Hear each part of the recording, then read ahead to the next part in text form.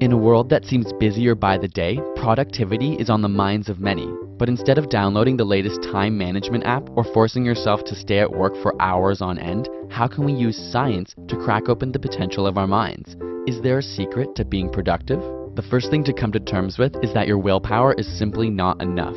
In fact, some studies suggest that willpower is an exhaustible source that can be entirely used up. This is a concept known as ego depletion. So instead of convincing yourself to simply try harder, a more methodical approach is suggested. The first step: get started. It may seem obvious, but studies have shown starting a project to be the biggest barrier to productivity. Before starting, our brain visualizes the hardest parts to come and instead tries to simulate real work by focusing on small, mindless tasks. Luckily, there's a construct of the mind known as the Zeigarnik effect, which compels humans to finish a task that they've already started. The Zeigarnik effect shows that when we don't finish a task, we experience discomfort and intrusive thoughts about it. So get started, now. What about time management? Shockingly, when we look at some of the most elite musicians in the world, we find that they aren't necessarily practicing more, but instead more deliberately. This is because they spend more time focused on the hardest task and focus their energy in packets.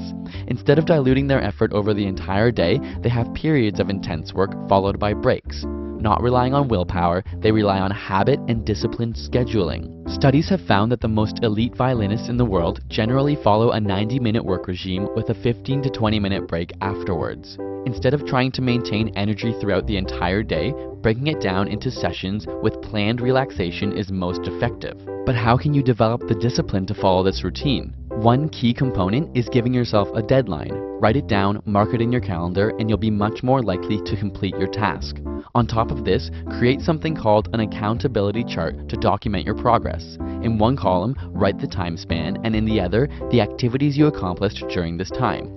Similar to those on a diet who document their food intake, writing down your progress allows you to realistically evaluate your work as opposed to inaccurately assuming what you've done.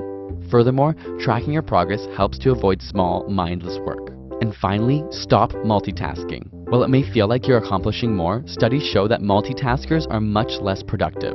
Instead, try and make a list at night of what you want to accomplish tomorrow. This way, you hit the ground running with your action plan and avoid trying to complete multiple activities at once.